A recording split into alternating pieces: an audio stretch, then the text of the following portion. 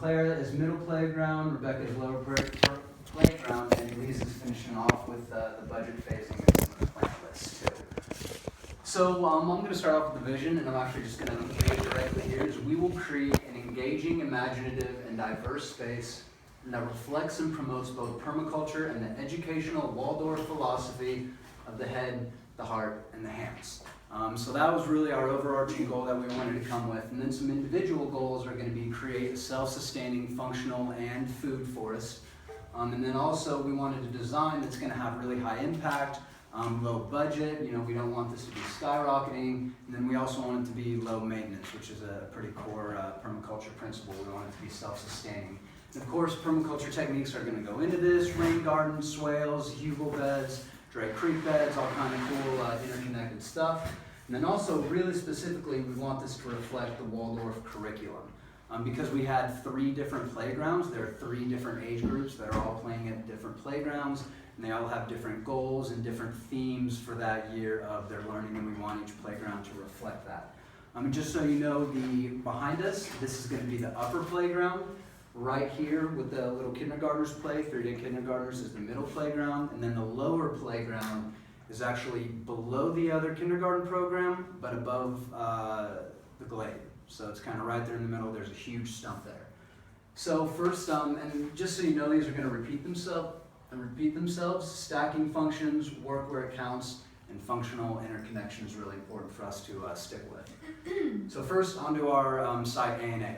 There are 2 major things and then a smaller thing that we really wanted to focus on here and that we really noticed have a huge impact here. Of course, everyone knows water. That's a huge one. And what we really notice is, all right, where is it flowing and where is it ponding? And it's ponding in quite a few areas, flooding even in small rains and especially in huge rains.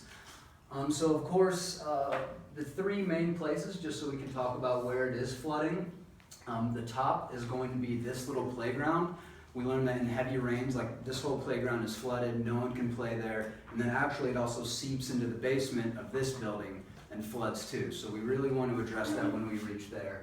The other place is going to be the glade, of course. That place gets wrecked by water when heavy rains. We want to address that. And then also this pathway to the garden. I know when we all went out there and built hugel beds, we're hopping around, it was really muddy.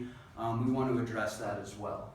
So, of course, using work where it counts, we're going to start, well, first off, I'm going to talk about the rest of the site A and A, and that's zones of use. So this is also where a couple different zones, the buildings, zone 1, everyone's there. Zone 2 are the different playgrounds and the parking lots, and some different paths and impermeable surfaces, and zone 3 is really this forest area. So we notice with zones 1 and 2, and specifically within zone 2s, everything kind of just flows together. No one is really sure who plays where and what does what. So we'll talk about how we want to address that later on in this master plan.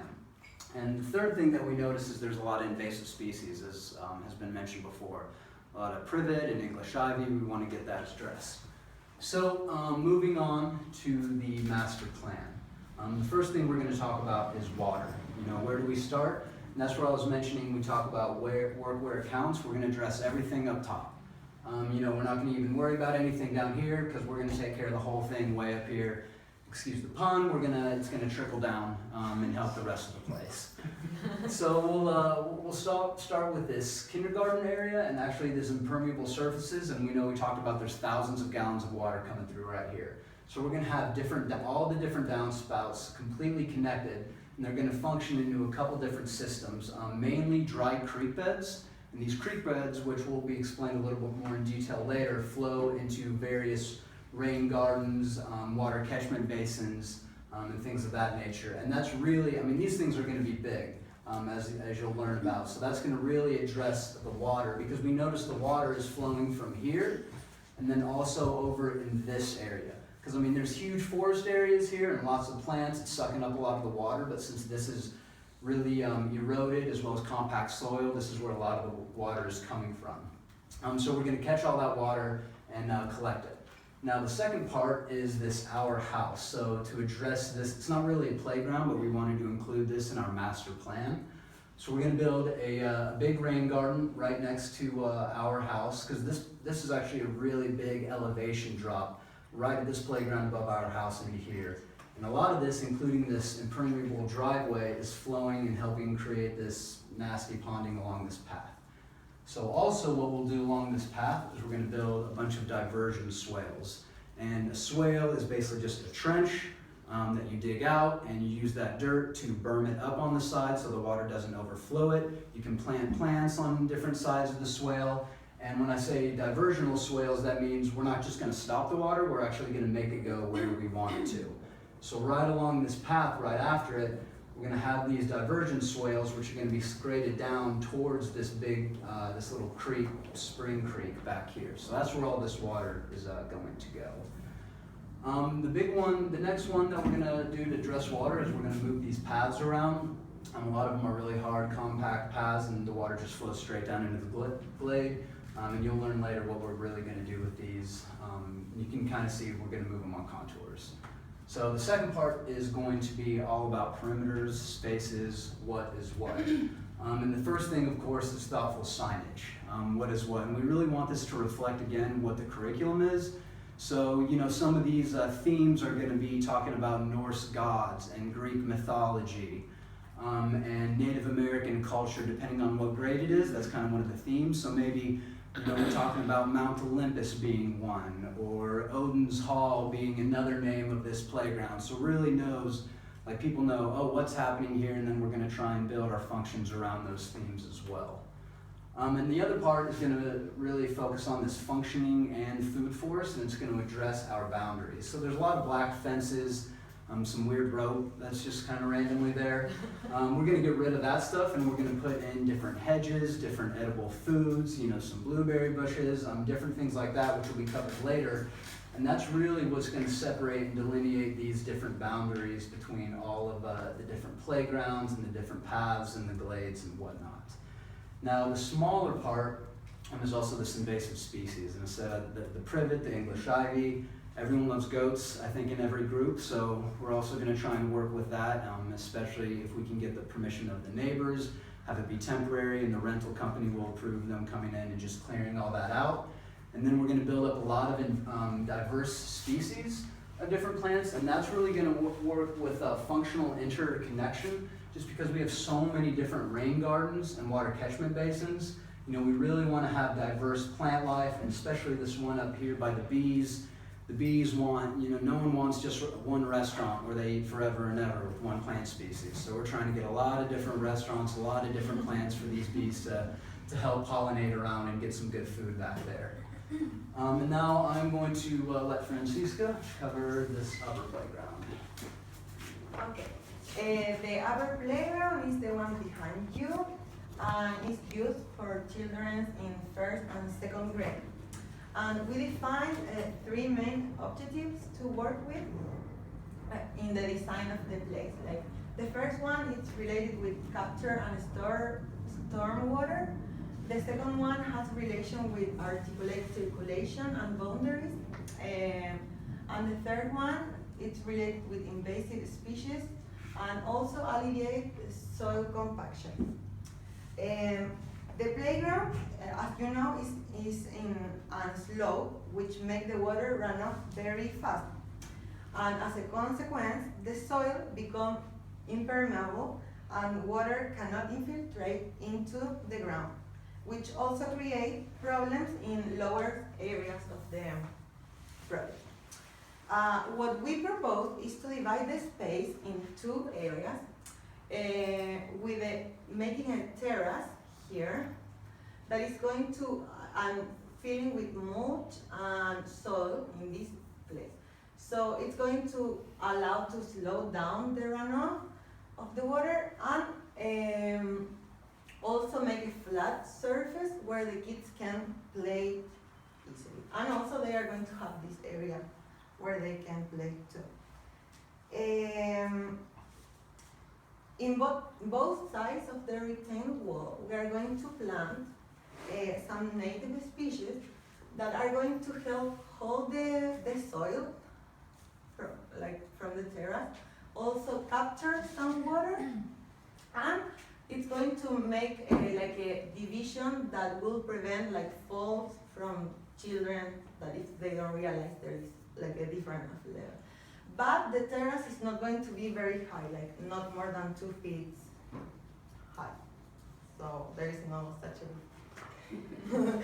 problem. Okay, at the bottom of the area, right here, we are going to make a rain garden that are going to help capture and infiltrate water into the soil. Well, a rain garden, it's like it's here, and the way it works is we make a swale and then a berm that will help to catch the water and is going to allow to infiltrate into the ground. And we are going to put native plants that are going to get benefit from it. So that is the idea in these 2 places, which also is going to help to increase the biodiversity and can help in like education, so they can learn from it too. Okay, and also this is filled with like soil that is fluffy and capture the moisture. So the good thing is you don't need to spend a lot of money or time in maintenance because it's kind of self-sustained. And the plants that we choose for these places can tolerate shade and also dry weather. So in case it doesn't rain or in the time that it doesn't rain, you don't need to worry, at least not that. Okay, related with the second design directive, on the top of the playground, we thought that it would be beneficial to plant shrubs that will help, I am talking in this area, will help catching water and give a sense of privacy or intimacy to the place. Also native, those can help also to pollinators or native wildlife. Also, we want to include in every playground entrance the same kind of shape, like it's a kind of arch, wooden arch that is here. So it can give like a sense of continuity if we put it in every entrance of the playground. Okay, and our last design directive, but I will say is one of the most important ones, is make compatible the use of the playground by the kids and to improve and keep the health of the trees that are around here, the pines. As you probably will know, the constant foot traffic around that area compact the soil and weaken the roots of the pine that live there. So they are in risk. With that idea in mind, we thought that a good solution, and you can see the idea over here, is to build a boardwalk that connect the play structures, the main one, which are highly used by the children and are very important for increase their motor skill. This path, and I think there is another image over here. So it can have some obstacles or different levels, which is going to make a fun place to stay. So this path will prevent the soil compaction around the trees and also will evoke a kind of magic kingdom or magic place that is related with the archetypal pictures of fairies and nymphs that Waldorf education used to engage first and second grade in their learning process. So that structure will make compatible the use of this area where the kids can learn and play and preserve the trees in good conditions, so everyone can live happy.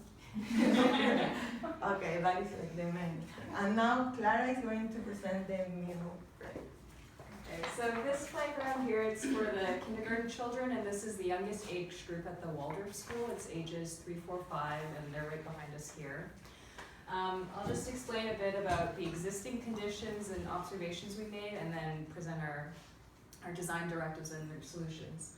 So you may have already noticed it's kind of a bit of a valley going along the center. There's a concrete path there, and there's a catch basin along that path. It seems like water from maybe the downspouts are being directed towards there, so there's a lot of flooding.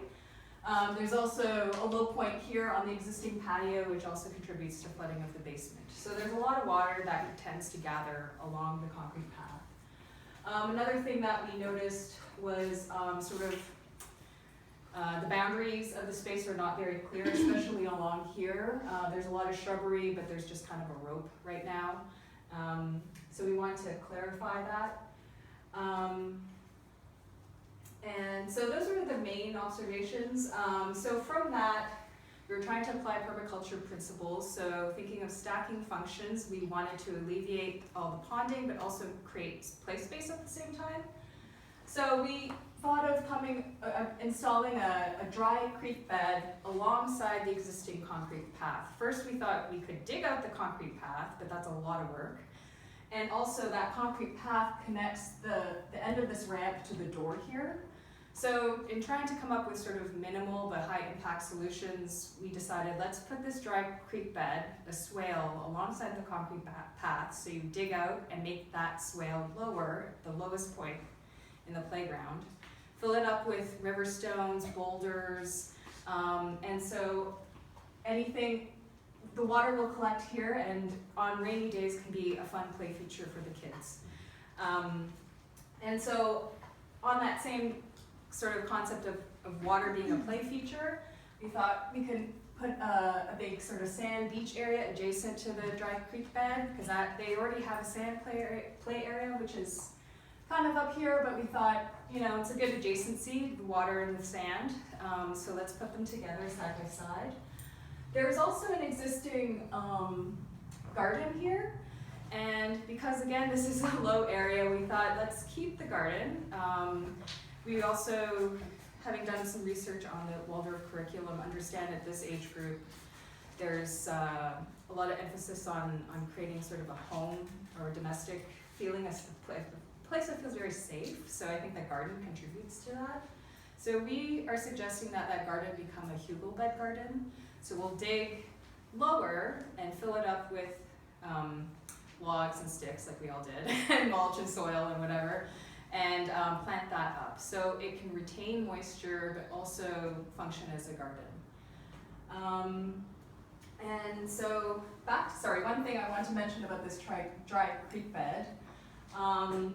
We wanted to lead whatever excess runoff was coming through that creek bed down to a rain garden, which we've sited beside the beehive. So it could go under the boardwalk to a rain garden, and we would plant it with pollinator species like anise hyssop and all sorts of other pollinator species. And those would provide nectar for the bees and be right beside the beehive. So that is sort of a functional interconnection that we want to incorporate.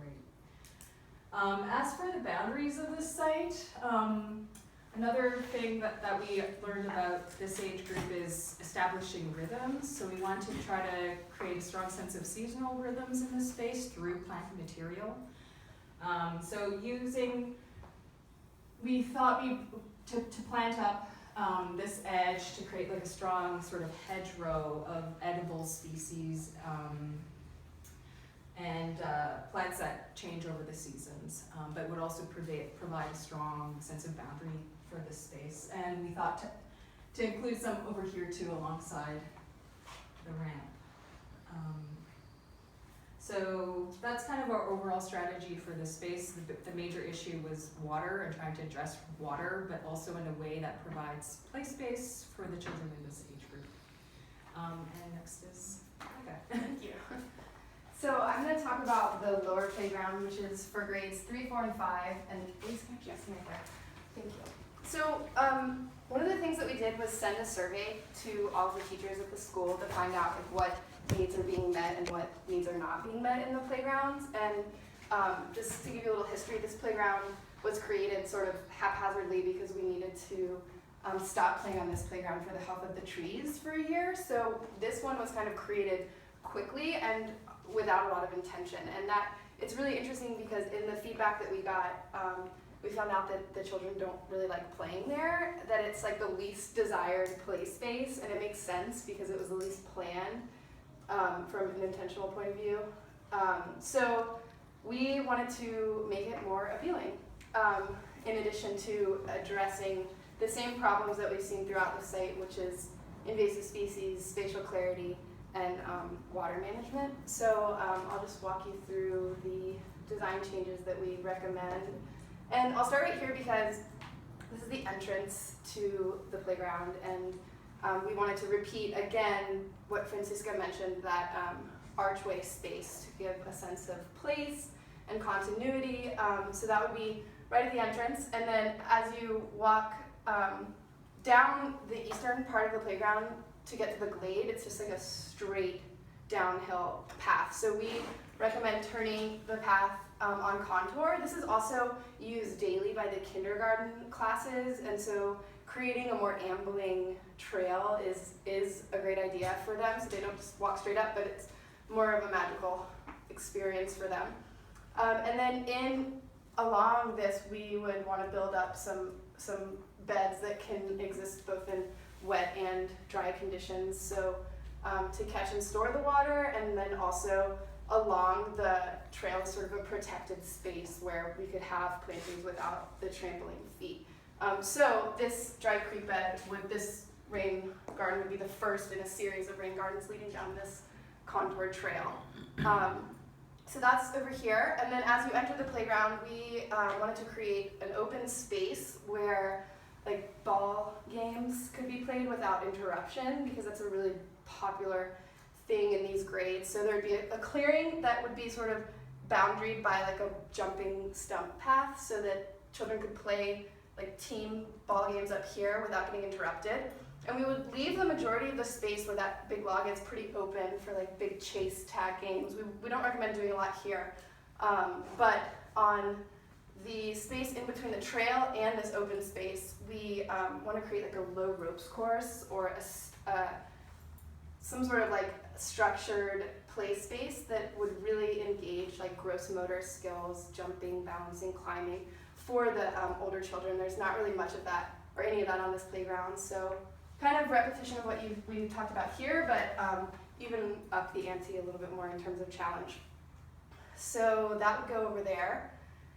And then again with the boundaries, this in particular is like the least defined playground. There's just a rope like was mentioned. So we would, on this side, all along the boundaries, introduce hedgerow planting and utilize that edge. And we talked about creating some sort of like coppiced wood section, maybe willow or some other species that could actually be used in the third grade building curriculum, so that a yearly like coppicing event could then take the wood and use it in woodworking or in building projects. And it would also serve the function of creating a boundary. And then the dry creek bed idea is repeated. It was nice to hear the kindergarten group talk about a dry creek bed, because we would like to start that dry creek bed at the kindergarten building and go through the kindergarten playground all the way through the lower playground, and then catch the runoff in the bottom of this playground in more like rain basin gardens, and hopefully prevent, with all of this catchment, some of the flooding in the glade. So like Clara was talking about, this dry creek bed would be like a very interactive play space, and again we would want to increase the amount of sand and sort of like blow out the sandbox so it's like a beach space, and encourage that interactive play right there. And then the final thing that you see over here is actually an expansion of the playground. So right now this sort of like southwest corner is closed off because there's poison ivy back there. So we would recommend removing the poison ivy and opening this space up again for the little forested trail space to be utilized, and then also create intentional gathering spaces. We also want to move the yurt to this playground because it's the third grade curriculum, and it was a third grade building project, and we thought it could be a part of the play if it's positioned here, and also perhaps encourage like a village of natural buildings, like maybe a cob structure could go here eventually, and they could be available for like curriculum moments, but also for play and regular interaction. So that is that. And in general, just cleaning up like the fallen logs and stumps and repositioning them more intentionally, I think that would go a long way on this playground. And then the last thing I wanted to say is that we, on our master plan,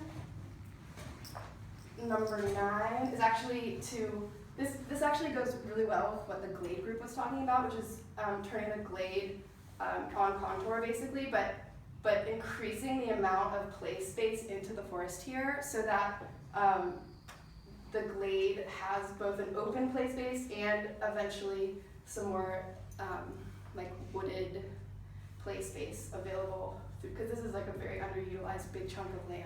So our recommendation is to like really increase into that. Yeah, I mean, I think our group, we didn't really focus a lot on planting because these are playground spaces and it's hard to establish a lot of plants, but we put them in where we could, where they serve like a really functional purpose. So Elise is gonna, oh, and I just wanted to say, you might already know things. We have a plant list here, so we didn't mention any specific plants really, but this plant list is divided by playground, and then also like specific parts of the playground so that you can see the species that would be suggested for these places. So none of our plants are really meant to be like production plants, like vegetables, things for them to eat. There are opportunities where we can put in herbs, have things that are really textural for the kids. But like they said, a lot of this is just to add a bit of biodiversity. What else am I hearing about? We'll talk about installation. So because of the high volume of traffic that all 3 playgrounds have to deal with, implementation is really going to be based on what the Waldorf School is able to do. But in a beautiful, perfect world where we as permaculturists are allowed to decide, the first thing that we have in mind is going to be the health of the playgrounds.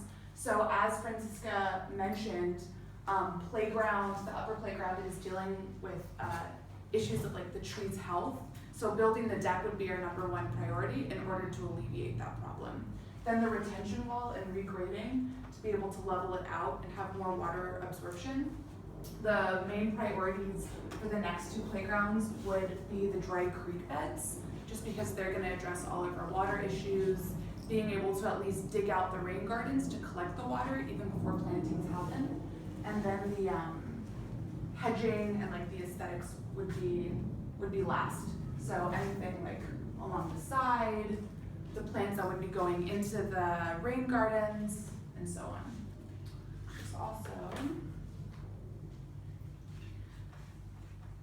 the budget. So I was a bit optimistic in my budget in hoping that we could really call on the community to be able to address these. Obviously, our biggest cost would be the deck and the dry riverbeds. Riverstone is quite expensive, and decks vary in price depending on the type of wood that you would be using. And we assume that the Woodruff School would be using wood because that's actually part of the curriculum.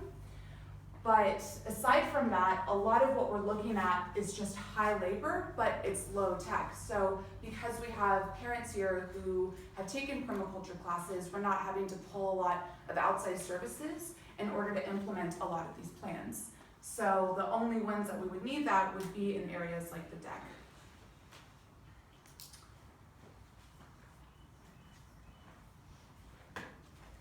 Unless there's anything else y'all would like to add. That's it? But yeah. Alright. Yeah, I do think that's everything.